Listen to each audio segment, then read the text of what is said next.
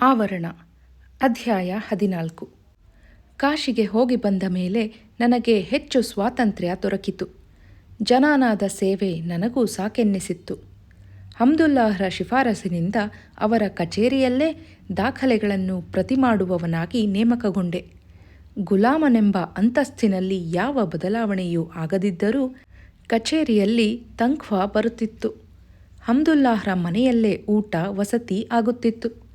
ತನ್ಖ್ವಾದ ಅರ್ಧ ಭಾಗವನ್ನು ಊಟದ ಖರ್ಚೆಂದು ಅವರಿಗೆ ಕೊಟ್ಟು ಬಿಡುತ್ತಿದ್ದೆ. ಮುಘಲ್ ಸಾಮ್ರಾಜ್ಯದ ಒಬ್ಬ ನಿಷ್ಠಾವಂತ ಸೇವಕನೆಂದು ಕಚೇರಿಯವರೆಲ್ಲ ನನ್ನನ್ನು ಪರಿಗಣಿಸಿದ್ದರು.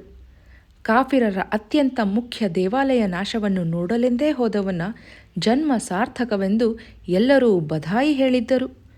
ಆದರೆ ನನ್ನ ಮನಸ್ಸು ಈ ಔರಂಗಜೇಬ ಬಾದಶಾಹನ ಸಾಮ್ರಾಜ್ಯದ ಅಡಿಪಾಯವನ್ನು ಧ್ವಂಸಗೊಳಿಸುವ ಕನಸು ಕಾಣುತ್ತಿತ್ತು. ನಾನೇ ಕತ್ತಿ ಹಿಡಿದು ಬಾದಶಾಹನ ಕುತ್ತಿಗೆ ಕತ್ತರಿಸಿದಂತೆ, ಲಕ್ಷ ಅಶ್ವಾರೋಹಿಗಳನ್ನು ಧರೆಗುರುಳಿಸಿದಂತೆ ಕಲ್ಪನೆ ತೊಡಗುವುದು. ಎಷ್ಟೋ ಸಲ ನನ್ನ ಹಗಲುಗನಸಿನ ಮೇಲೆ ನನಗೆ ಹೇಸಿಗೆಯಾಗುವುದು. ಇದೇ ಸಂದರ್ಭದಲ್ಲಿ ನನಗೆ ಸಿಕ್ಕಿದ್ದ ಹೊಸ ಸ್ವಾತಂತ್ರ್ಯವನ್ನು ಬಳಸಿಕೊಂಡು 4 ಸಲ ಶ್ಯಾಮಲೆಯನ್ನು ಭೇಟಿ ಮಾಡಿದ್ದೆ. ಬೇಕೆಂದಾಗ ಒಂದು ಕುದುರೆ ಸಿಕ್ಕುವುದು ಕಷ್ಟವಾಗುತ್ತಿರಲಿಲ್ಲ. ಅವಳ ಭೇಟಿಯಾಗಲು ಶಬಾನಾ ಬೇಗಮರೂ ಸಹಕರಿಸುತ್ತಿದ್ದರು. ನಿಕಾಹ್ ಆಗದಿದ್ದರೂ ತನ್ನ ಸವತಿಯಾಗಿ ಗಂಡನನ್ನು ಆಕರ್ಷಿಸುವ ಪ್ರಾಯದ ತಬಸ್ಸುಮ್ಗಳಿಗೆ ಒಬ್ಬ ಗಂಡನಿದ್ದಾನೆಂಬ ಭಾವನೆಯೇ ಬೇಗಮರಿಗೆ ಹಿತವಾಗುತ್ತಿತ್ತು. ದನದ ಕೊಟ್ಟಿಗೆಯಲ್ಲಿ ನಾವು ಮಾತನಾಡುವ ಏಕಾಂತವನ್ನು ಕಲ್ಪಿಸುತ್ತಿದ್ದುದು ಮಾತ್ರವಲ್ಲದೆ ನಡುವೆ ಊಟವನ್ನೂ ಕಳಿಸುತ್ತಿದ್ದರು. ಮಕ್ಕಳನ್ನು ಜೊತೆಗಿರಲು ಕಳಿಸುತ್ತಿದ್ದರು. ಇಬ್ರಾಹಿಮನ ಬಗೆಗೆ ನನ್ನಲ್ಲಿ ವಿಶೇಷ ಪ್ರೀತಿ ಇತ್ತು. ಅವಳ ಹೊಟ್ಟೆಯಲ್ಲಿ ಹುಟ್ಟಿದ ಮಗಳು ಮತ್ತು ಮಗನನ್ನು ನಾನು ನನ್ನದೆಂಬ ಪ್ರೀತಿಯಿಂದಲೇ ಕಾಣುವುದಾಗಿ ಅವಳಿಗೆ ಹೇಳಿದ್ದೆ. ಅವನ್ನು ಎತ್ತಿ ಮುದ್ದಿಸುತ್ತಿದ್ದೆ. ಒಂದು ದಿನ ಅವಳನ್ನು ಕೇಳಿದೆ, ಶ್ಯಾಮಲಾ, ಬೆಲೆಯನ್ನು ಕೊಟ್ಟು ನಿನ್ನನ್ನು ಗುಲಾಮಿಯಿಂದ ಬಿಡುಗಡೆ ಮಾಡಿಸಿಕೊಳ್ಳಬಹುದು, ಅಥವಾ ನಿನ್ನ ಮಾಲೀಕರೇ ಸ್ವ ಇಚ್ಛೆಯಿಂದ ಬಿಡುಗಡೆ ಹೇಳುವಂತೆ ಮಾಡಬಹುದು. ಶಬಾನಾ ಬೇಗಮರು ಇದಕ್ಕೆ ಸಹಕರಿಸಿ ಕೈಲಾದ ಸಹಾಯ ಮಾಡಬಹುದು. ಇತ್ತ ನಾನೂ ಬಿಡುಗಡೆ ಪಡೆಯಬಹುದು. ನನಗೆ ಹೇಗೂ ಸ್ವಲ್ಪ ತನ್ಖ್ವಾ ಬರುತ್ತಿದೆ. ಇಬ್ಬರು ದಂಪತಿಗಳಾಗಿ ಒಂದು ಕಡೆ ಒಟ್ಟಿಗೆ ಇದ್ದು ಬಿಡೋಣ. ಹೇಗೆ ಸಾಧ್ಯ? ಅವಳು ತಕ್ಷಣ ಕೇಳಿದಳು. ಯಾಕೆ? ನೀವು ನಪುಂಸಕರಲ್ಲವೇ ಎಂಬ ಪ್ರಶ್ನೆಯ ಅರ್ಧ ಭಾಗ ಸಾಧಾರಣವಾಗಿ, ಇನ್ನರ್ಧ ಭಾಗ ಇಳಿದ ಗಂಟಲಿನಲ್ಲಿ ಹೊರಬಂತು. ತಾನು ಹಾಗೆ ಕೇಳಬಾರದಿತ್ತೆಂಬಂತೆ ಅವಳು ತಕ್ಷಣ ನಾಲಿಗೆಯನ್ನು ಕಚ್ಚಿಕೊಂಡಳು. ಈ ಅಂಶ ನನಗೆ ಗೊತ್ತಿಲ್ಲದುದೇ. ನನ್ನನ್ನು ನಪುಂಸಕನನ್ನಾಗಿ ಮಾಡಿದ್ದರೂ ನಾವು ಪ್ರೀತಿಯಿಂದ ದಂಪತಿಗಳಾಗಿ ಯಾಕೆ ಜೊತೆಗಿರಬಾರದು ಎಂಬ ಉಕ್ಕಿ ಬಂದಿದ್ದ ಭಾವನೆಯನ್ನು ಹಿಂದು ಮುಂದುಗಳ ಸ್ಪಷ್ಟ ಆಲೋಚನೆ ಮಾಡದೆಯೇ ಆಡಿಬಿಟ್ಟಿದ್ದೆ. ಇಷ್ಟೆಲ್ಲ ಆಗಿ ಇಷ್ಟೆಲ್ಲ ನೋಡಿದ ಮೇಲೆ ದೈಹಿಕ ಪುಂಸತ್ವವಿಲ್ಲದೆ ದಾಂಪತ್ಯ ಮಾಡಲು ಸಾಧ್ಯವಿಲ್ಲವೇ ಎಂದು ಕೇಳುವ ಮನಸ್ಸಾಯಿತು. ಆದರೆ ಅಷ್ಟರಲ್ಲಿ ನನ್ನ ಮನಸ್ಸು ನೊಂದು ಮುದುಡಿ ಹೋಗಿತ್ತು.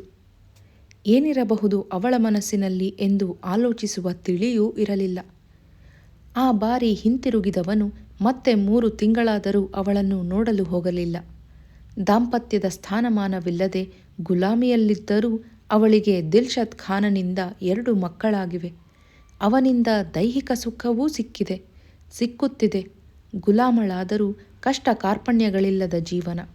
ಅದನ್ನು ಬಿಟ್ಟು ಯಾವುದೋ ಹಿಂದಿನ ಸಂಬಂಧದ ನೆನಪಿನಿಂದ ಗಂಡಸಲ್ಲದ ಗಂಡನೊಡನೆ ಬಡತನದ ಬಾಳಿಗೆ ಬರುವುದು ಯಾವ ವಿವೇಕ ಎಂದು ಅವಳು ತೀರ್ಮಾನಿಸಿದ್ದಾಳೆ ಎಂಬ ವಿವರಣೆ ಹೊಳೆಯಿತು. ಮನಸ್ಸಿಗೆ ನೋವಾಯಿತು. ಆದರೆ ನಾನು ನಪುಂಸಕನಾಗಿರುವ ವಾಸ್ತವತೆಯು ನೋವಿನ ತೀಕ್ಷ್ಣತೆಯನ್ನು ಕಡಿಮೆ ಮಾಡಿತು. ಇದೇ ಸಂದರ್ಭದಲ್ಲಿ ಶಿವಾಜಿಯ ಬಗೆಗಿನ ಸುದ್ದಿ ಬಂತು.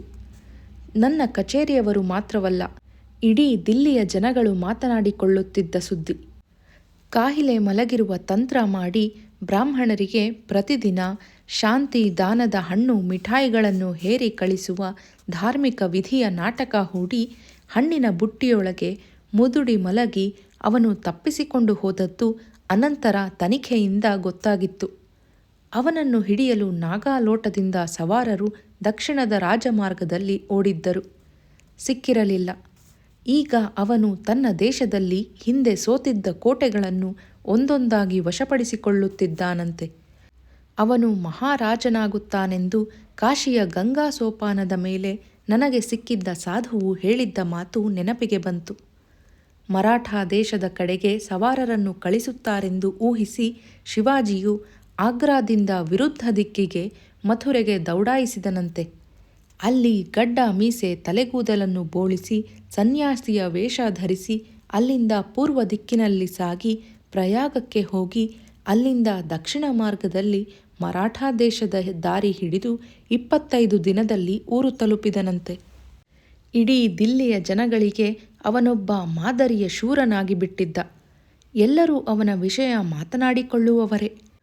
ಅವನನ್ನು ಇಲ್ಲಿ ನೋಡದವರು ತಾವು ದರ್ಬಾರಿನಲ್ಲಿ ನೋಡಿದ್ದೇವೆಂದು ಹೇಳಿಕೊಳ್ಳುವವರೇ. ಬಾದಶಹಾರ ಅಭಿಮಾನಿಗಳು ಅವನ ತಂತ್ರ, ಧೈರ್ಯ ಮತ್ತು ಸಮಯ ಪ್ರಜ್ಞೆಗಳಿಗೆ ತಲೆದೂಗಿದರು. ಈ ಮಧ್ಯೆ ಇನ್ನೊಂದು ಸುದ್ದಿ ಬಂತು. ಬುಂದೇಲದ ಛತ್ರಸಾಲನು ಶಿವಾಜಿಯ ಹತ್ತಿರಕ್ಕೆ ಹೋಗಿ ತಾನು ಶಿವಾಜಿಯ ಸೈನ್ಯದಲ್ಲಿ ಸೇವೆ ಸಲ್ಲಿಸುವುದಾಗಿಯೂ ತನ್ನನ್ನು ತೆಗೆದುಕೊಳ್ಳಬೇಕೆಂದು ಕೇಳಿಕೊಂಡನಂತೆ. ಔರಂಗಜೇಬನು ಸಿಂಹಾಸನಕ್ಕಾಗಿ ಯುದ್ಧ ಹೂಡಿದಾಗ ಛತ್ರಸಾಲನ ತಂದೆ ಚಂಪಕರಾಯನು ಅವನಿಗೆ ಸಹಾಯ ಮಾಡಿದ್ದನಂತೆ. ಆದರೆ ಮುಂದೆ ಅವನಿಗೂ ಔರಂಗಜೇಬನಿಗೂ ಮನಸ್ತಾಪ ಬಂದು ಅವನು ಆತ್ಮಹತ್ಯೆ ಮಾಡಿಕೊಳ್ಳುವ ಮಟ್ಟಿಗೆ ಔರಂಗಜೇಬನು ಅವನನ್ನು ಸೈನ್ಯದಿಂದ ಬೇಟೆಯಾಡಿಸಿ ಸತಾಯಿಸಿದನಂತೆ. ಜಯಪುರದ ಮಿರ್ಜಾ ರಾಜ ಜಯಸಿಂಗನ ಮಧ್ಯಸ್ಥಿಕೆಯಿಂದ ಮಗ ಛತ್ರಸಾಲನು ಔರಂಗಜೇಬನ ಸೈನ್ಯದಲ್ಲಿ ಸೇರಿಕೊಂಡ. ಶಿವಾಜಿಯ ಮೇಲೆ ರಾಜಪೂತ ಜಯಸಿಂಗನು ಯುದ್ಧ ಮಾಡಿ ಸುತ್ತುವರೆದು ಆಗ್ರಾಕ್ಕೆ ಬರುವ ಸ್ಥಿತಿ ತಂದಿಟ್ಟಾಗ ಛತ್ರಸಾಲನು ಔರಂಗಜೇಬನ ಪರವಾಗಿ ಕಾದಿದ್ದನಂತೆ. ಆದರೆ ತನ್ನ ತಂದೆಯನ್ನು ಕೊಂದ, ತಮ್ಮ ದೇವಾಲಯಗಳನ್ನು ನಾಶಪಡಿಸುತ್ತಿರುವ ಔರಂಗಜೇಬನಿಗೆ ನಿಷ್ಠನಾಗಿ ತನ್ನ ಕದನ ಶಕ್ತಿಯನ್ನು ದುರ್ವಿನಿಯೋಗಿಸಲು ಅವನ ಮನಸ್ಸು ಒಪ್ಪದೆ ಆಗ್ರಾದಿಂದ ತಪ್ಪಿಸಿಕೊಂಡು ಹೋದ ಶಿವಾಜಿಯನ್ನು ಕಂಡು ತನ್ನನ್ನು ಸೇನಾಧಿಕಾರಿಯಾಗಿ ತೆಗೆದುಕೊಳ್ಳುವಂತೆ ಕೇಳಿಕೊಂಡನಂತೆ. ಶಿವಾಜಿಯು, ನಮ್ಮ ಮರಾಠ ದೇಶದಲ್ಲಿ ಯುದ್ಧ ಮಾಡಲು ಸಾಕಷ್ಟು ಜನರಿದ್ದಾರೆ. ಬರೀ ಮರಾಠರ ಸ್ವಾತಂತ್ರ್ಯದಿಂದ ಇಡೀ ಹಿಂದೂಸ್ತಾನ ಮುಕ್ತವಾಗುವುದಿಲ್ಲ. ನೀನು ನಿನ್ನ ದೇಶಕ್ಕೆ ಹೋಗಿ ಜನಗಳನ್ನು ಮುಘಲರ ವಿರುದ್ಧ ಹೊಡೆದೆಬ್ಬಿಸು. ನಾನು ಸಹಾಯ ಮಾಡುತ್ತೀನಿ ಎಂದನಂತೆ. ಈಗ ಛತ್ರಸಾಲನು ಬುಂದೇಲ್ ಖಂಡಕ್ಕೆ ಬಂದಿದ್ದಾನೆ. ಶುರುವಿನಲ್ಲಿ ಮುಘಲರ ವಿರುದ್ಧ ಎದ್ದೇಳಲು ಯಾರಿಗೂ ಧೈರ್ಯವಾಗಲಿ ಉತ್ಸಾಹವಾಗಲಿ ಇರಲಿಲ್ಲ. ಆದರೆ ಮಥುರೆಯ ಕೇಶವರಾಯ ಮಂದಿರವನ್ನು ನಾಶ ಮಾಡಿದ ಮೇಲೆ ಬುಂದೇಲರೆಲ್ಲ ಕುದಿದು ಎದ್ದಿದ್ದಾರೆ. ಬಾದಶಾಹ ಅಕ್ಬರನ ಮಗ ಸಲೀಮನು ತಂದೆಯ ವಿರುದ್ಧ ದಂಗೆ ಎದ್ದಿದ್ದಾಗ ಅವನನ್ನಡಗಿಸಿ ಸೆರೆ ಹಿಡಿದು ತರಲು ಬಾದಶಾಹರು ತನ್ನ ಅತ್ಯಂತ ನಂಬಿಕೆಯ ಅಕ್ಬರ್ನಾಮ ಮತ್ತು ಐನ್-ಇ-ಅಕ್ಬರಿಯನ್ನು ಬರೆದ ಅಬ್-ಉಲ್ ಫಸಲ್ನನ್ನು ಸೈನ್ಯ ಸಮೇತ ಕಳಿಸಿದ್ದನಂತೆ. ಅವನನ್ನು ಮಾರ್ಗ ಮಧ್ಯೆ ಕೊಲೆ ಮಾಡುವಂತೆ ಸಲೀಮನು ತನ್ನ ಹಿತೈಷಿ ಬುಂದೇಲರ ಬೀರಸಿಂಗನನ್ನು ಕಳಿಸಿದ. ಬೀರಸಿಂಗನು ಈ ಕೆಲಸ ಪೂರೈಸಿದ. ಮುಂದೆ ಸಲೀಮನು ಜಹಾಂಗೀರನೆಂಬ ಹೆಸರಿನಲ್ಲಿ ಸಿಂಹಾಸನ ಏರಿದ ಮೇಲೆ ಬೀರಸಿಂಗನಿಗೆ ಮಥುರೆಯಲ್ಲಿ ಕೃಷ್ಣ ಜನ್ಮಸ್ಥಾನದಲ್ಲಿ ಕೇಶವರಾಯ ಮಂದಿರ ಕಟ್ಟಲು ಅನುಮತಿ ಕೊಟ್ಟನಂತೆ. ಮುಸ್ಲಿಮರು ಆಳುವ ದೇಶದಲ್ಲಿ ಯಾವ ಹಿಂದೂವಿಗೂ ತನ್ನ ಧರ್ಮದ ದೇವಾಲಯ ಕಟ್ಟುವ ಸ್ವಾತಂತ್ರ್ಯವಿಲ್ಲದಿದ್ದರು. ಬುಂದೇಲರಿಗೆ ಅದು ತಮ್ಮ ದೇವಾಲಯವೆಂಬ ವಿಶೇಷ ಮಮತೆ ಇತ್ತು. ಈಗ ಔರಂಗಜೇಬನು ಆ ಮಂದಿರವನ್ನು ನಾಶ ಮಾಡಿ ಅದೇ ಜಾಗದಲ್ಲಿ ಮಂದಿರದ ಕಲ್ಲು, ಕಂಬ, ಬೋದಿಗೆ, ವಿಗ್ರಹಗಳನ್ನು ಬಳಸಿ ಮಸೀದಿ ಕಟ್ಟುತ್ತಿರುವುದರಿಂದ ಬುಂದೇಲರೆಲ್ಲ ಛತ್ರಸಾಲನ ನೇತೃತ್ವದಲ್ಲಿ ದಂಗೆ ಎದ್ದು ಸ್ವಾತಂತ್ರ್ಯ ಘೋಷಿಸಿಕೊಂಡಿದ್ದಾರಂತೆ. ಬಾದಶಾಹರು ಅಲ್ಲಿಗೆ ಸೈನ್ಯ ಕಳಿಸುವ ತರಾತುರಿಯಲ್ಲಿದ್ದಾರೆ. ಇಷ್ಟೆಲ್ಲ ವಿವರಗಳು ನನಗೆ ಹಮ್ದುಲ್ಲಾರಿಂದ ತಿಳಿಯಿತು. ಶಿವಾಜಿಯನ್ನು ಅವರು ತುಚ್ಛವಾಗಿಯೇ ಸಂಕೇತಿಸುತ್ತಿದ್ದರು. ಛತ್ರಸಾಲನನ್ನಂತೂ ಸದ್ಯದಲ್ಲೇ ನರಕಕ್ಕೆ ಹೋಗುವ ನಾಯಿ ಎನ್ನುತ್ತಿದ್ದರು. ಅವರ ಮನೋಭಾವ, ಯಾರಿಗೆ ಯಾವ ಭಾಷೆ ಬಳಸುತ್ತಾರೆ ಎಂಬುದನ್ನು ಅರಿತಿದ್ದ ನಾನು ಅವರ ಮಾತಿನಿಂದ ವಾಸ್ತವತೆಯನ್ನು ಊಹಿಸಿ ಅರಿಯುತ್ತಿದ್ದೆ. ಆ ರಾತ್ರಿ ಮಲಗಿದ್ದಾಗ ಇದ್ದಕ್ಕಿದ್ದಂತೆ ಒಂದು ಆಲೋಚನೆ ಹೊಳೆಯಿತು. ಹೊಟ್ಟೆಗೆ ಬಾಕು ಹಾಕಿಕೊಳ್ಳದ ಒಂದು ಕ್ಷಣದ ತಪ್ಪಿಗೆ ಸೆರೆಸಿಕ್ಕಿ ದೈಹಿಕವಾಗಿ ಮಾನಸಿಕವಾಗಿ ಇಷ್ಟು ಹೀನ ಸ್ಥಿತಿಯನ್ನು ಅನುಭವಿಸಿದೆ. ಹೀಗೆಯೇ ಎಷ್ಟು ವರ್ಷ ಬದುಕುವುದು? ಔರಂಗಜೇಬನ ಕಟ್ಟೆಚ್ಚರದ ಕಾವಲಿನಿಂದ ತಪ್ಪಿಸಿಕೊಂಡು ಹೋಗಿ ಮತ್ತೆ ರಾಜ್ಯ ಕಟ್ಟುತ್ತಿರುವ ಶಿವಾಜಿಯ ಧೈರ್ಯ ನನಗೇಕೆ ಬರಬಾರದು? ಕೇವಲ ಮೈಥುನ ಶಕ್ತಿಯ ಹರಣವನ್ನೇಕೆ ನಪುಂಸಕತ್ವವೆಂದು ಭಾವಿಸಬೇಕು?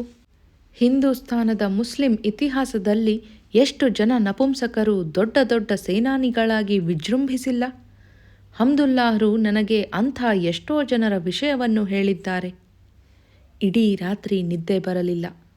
ಮರುದಿನ ಯಾವ ಕಷ್ಟ ಕೆಲಸವನ್ನೂ ಮಾಡದೆ ಶುರುವಿನಲ್ಲಿ ಹೆಣ್ಣಿನ ಪಾತ್ರ ವಹಿಸಿ ಅನಂತರ ಜನಾನಾದ ಸೇವೆಯಲ್ಲಿದ್ದವನಿಗೆ ಶಿವಾಜಿಗಿದ್ದ ಕಸುಬು, ಧೈರ್ಯ, ಯುದ್ಧ ಕೌಶಲಗಳೆಲ್ಲಿಂದ ಬರಬೇಕು ಎಂಬ ಅವಿಶ್ವಾಸ ಹುಟ್ಟಿತು.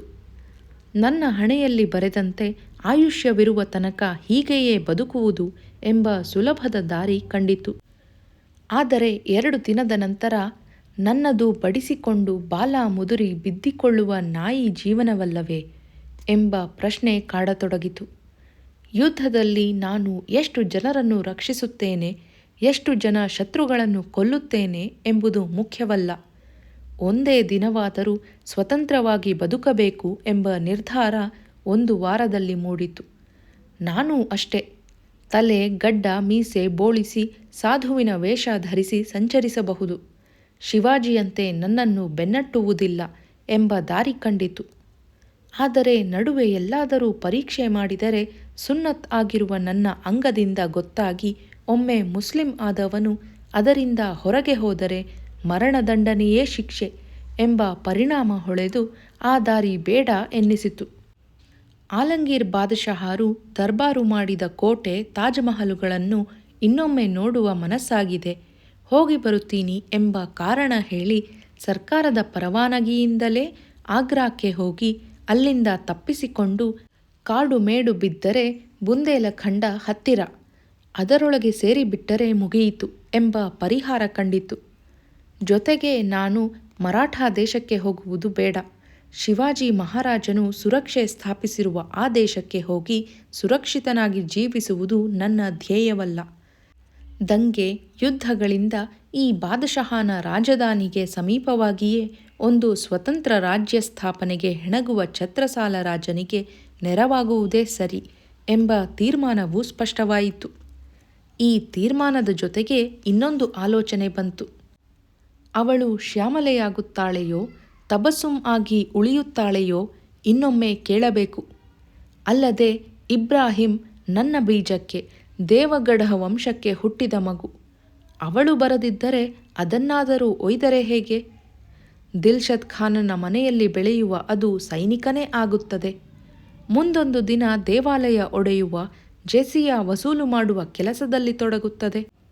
ಅದನ್ನು ಪಾರು ಮಾಡಬೇಕು ಎಂಬ ವಿಚಾರವೂ ಬಂತು. ಅವಳನ್ನು ನೋಡಿ ಮಾತನಾಡಬೇಕೆಂದು ಕುದುರೆ ಹತ್ತಿ ಹೊರಟೆ. ಶಬಾನಾ ಬೇಗಮರು ವ್ಯವಸ್ಥೆ ಮಾಡಿದ್ದಂತೆ ದನದ ಕೊಟ್ಟಿಗೆಯ ಹತ್ತಿರ ಹೋಗಿ ಹೆಣ್ಣಾಳಿನ ಕೈಲಿ ಬೇಗಮರಿಗೆ ಸಂದೇಶ ಕಳಿಸಿದೆ. 1 ಪ್ರಹರದ ಮೇಲೆ ಶ್ಯಾಮಲೆ ಬಂದಳು. ಅಷ್ಟರಲ್ಲಿ ನನ್ನಲ್ಲಿ ಒಂದು ಸಂಶಯ ಹುಟ್ಟಿತ್ತು. ಮೊದಲೇ ನನ್ನನ್ನು ದಾಂಪತ್ಯಕ್ಕೆ ಅನರ್ಹನೆಂದು ತೀರ್ಮಾನಿಸಿದ್ದಾಳೆ. ನನ್ನ ಯೋಜನೆಯನ್ನು ಕೇಳಿದ ಮೇಲೆ ಅವಳು ಅದನ್ನು ದಿಲ್ಶದ್ ಖಾನನಿಗೆ ತಿಳಿಸಿಬಿಟ್ಟರೆ? ಹೊರಡುವ ಮೊದಲೇ ನನ್ನ ತಲೆ ಬೀಳುತ್ತೆ. ನಾನು ಇದನ್ನು ಯೋಚಿಸಿಯೇ ಇರಲಿಲ್ಲ. ಬಂದು ಹೇಳಿ ಕಳಿಸಿದ್ದಕ್ಕೆ ಉಭಯ ಕುಶಲೋಪರಿ ಮಾತನಾಡಿ ಹಿಂತಿರುಗಬೇಕು ಎಂಬ ನಿಶ್ಚಯ ಮೂಡಿತ್ತು. ಆದರೆ ಹತ್ತಿರ ಬಂದ ಶ್ಯಾಮಲೆಯ ಮುಖದಲ್ಲಿ ದುಗುಡ ಕಾಣಿಸುತ್ತಿತ್ತು. ಯಾವ ಮಾತು ಆಡದೆ ಎದುರಿಗೆ ಕೂತಳು. ನನಗೂ ತಕ್ಷಣ ಮಾತು ಹೊಳೆಯಲಿಲ್ಲ. ತುಸು ಹೊತ್ತಾದ ಮೇಲೆ ನಾನು ಆರಂಭಿಸಿದೆ. ಹೇಗಿದ್ದೀಯಾ? 6 ತಿಂಗಳಾಯಿತಲ್ಲವೇ ನೀವು ನೋಡೋಕ್ಕೆ ಬಂದು? ಕೋಪ ಬರುವುದು ಸಹಜ. ದಾಂಪತ್ಯ ಮಾಡೋಣ ಬಾ ಅಂತ ನೀವು ಕರೆದಾಗ ತಕ್ಷಣ ಮನಸ್ಸಿಗೆ ಬಂದದ್ದನ್ನು ನಾನು ಹೇಳಿಬಿಟ್ಟೆ. 4 ಹೆಂಡಿರು ಆಕರ್ಷಕಳಾದ ಹೊಸಬಳು ಸಿಕ್ಕಿದಾಗ ಒಬ್ಬಳಿಗೆ ತಲಾಖ್ ಹೇಳಿ ಜಾಗ ಖಾಲಿ ಮಾಡಿಸೋದು, ಜೊತೆಗೆ ಇಷ್ಟ ಬಂದಷ್ಟು, ಶಕ್ತಿ ಇದ್ದಷ್ಟು ರಖಾವಿಗಳು, ಈ ವಾತಾವರಣದಲ್ಲಿ ಬದುಕುವ ನನಗೆ ದೇಹ ಸಂಬಂಧವಿಲ್ಲದ ದಾಂಪತ್ಯ ತಕ್ಷಣ ಅರ್ಥವಾಗುವುದು ಹೇಗೆ? ನಮ್ಮ ಊರಿನಲ್ಲಿ ಸೆರೆ ಸಿಕ್ಕಿದ್ದಾಗ ನನಗೆ ಆಗಿದ್ದದ್ದು 15 ವರ್ಷ. ಅಲ್ಲಿಂದೀಚೆಗೆ ಬರೀ ಈ ವಾತಾವರಣವೇ. ಅದು ಹೋಗಲಿ, ಆ ವಿಷಯ ಎಲ್ಲಿಗೆ ಬಂತು? ನನ್ನ ಕಿವಿಗಳನ್ನು ನಾನು ನಂಬದಾದೆ. ಅವಳ ಮುಖವನ್ನು ರೆಪ್ಪೆ ಇಕ್ಕದೆ ನೋಡಿದೆ. ಅವಳಲ್ಲಿ ದೃಢತೆ ಇತ್ತು. ಪರೀಕ್ಷೆ ಮಾಡೋಕೆ ಹಾಗೆ ನೋಡ್ತಿದ್ದೀರಾ? ಅವಳು ಕೇಳಿದಳು. ಬರೀ ಒಟ್ಟಿಗೆ ಸಂಸಾರ ಮಾಡೋಕ್ಕಿಂತ ಹೆಚ್ಚಿನ ಯೋಜನೆ ನನ್ನ ಮನಸ್ಸಿನಲ್ಲಿ ಸಿದ್ಧವಾಗಿದೆ ಎಂದು ನಾನು ಕಾಶಿಗೆ ಹೋಗಿದ್ದುದರಿಂದ ಹಿಡಿದು ಶಿವಾಜಿ ಮತ್ತು ಛತ್ರಸಾಲರ ಸಂಗತಿಗಳನ್ನು ವಿವರಿಸಿ ಅನಂತರ ಹೇಳಿದೆ. ಆಗ್ರಾ ನೋಡೋಕೆ ಅಂತ ನಾನು ಉದಯಪುರಿ ಮಹಲರಿಂದ ಅನುಮತಿ ಪಡಿತೀನಿ. ನೀನು ಮಕ್ಕಳ ಸಂಗಡ ಇಲ್ಲಿಂದ ಹೊರಡುವ ದಾರಿ ಯೋಚಿಸುತ್ತೀಯಾ? 3 ದಿನ ಇಲ್ಲಿಂದ ಹೊರಗಿರುವ ಅನುಮತಿ ಪಡೆದರೆ ಸಾಕು. ಆಗ್ರಾದಿಂದ ಕಾಡು ಮೇಡು ಪ್ರವೇಶಿಸಿದರೆ ಬುಂದೇಲರ ದೇಶ ಸಿಕ್ಕುತ್ತೆ. ಅಲ್ಲೇನೂ ಜೀವನ ಸುಖವಾಗಿರೋಲ್ಲ. ನಾವೀಗ ಹೊರಡೋದು ಸುಖವಾಗಿರೋಕ್ಕೆ ಅಂತ ಅಲ್ಲ, ಸ್ವತಂತ್ರವಾಗಿರೋಕ್ಕೆ, ಸ್ವಾತಂತ್ರ್ಯ ಹೋರಾಟದಲ್ಲಿ ಸಾಯೋಕ್ಕೂ ಸಿದ್ಧವಾಗಿ. ಅವಳು ತುಸು ಹೊತ್ತು ಆಲೋಚಿಸಿ ಅನಂತರ ಹೇಳಿದಳು. ರಾಜ್ಯದಿಂದ ಹೊರಗೆ ಹೋಗಿ ಹೋರಾಟ ಮಾಡ್ತೀವಿ ಅಂತ ಯಾರಿಗೂ ಹೇಳೋದು ಬೇಡ. ಇಲ್ಲಿಂದ ಬಿಡುಗಡೆಯಾಗಿ ಹೋಗಿ ನಿಮ್ಮ ಜೊತೆ ಇರ್ತೀನಿ ಅಂದರೆ ಶಬಾನಾ ಬೇಗಮರು ಎಷ್ಟಾದರೂ ನನ್ನ ಬೆಲೆ ಕೊಟ್ಟು ಬಿಡುಗಡೆ ಮಾಡಿಸುತ್ತಾರೆ.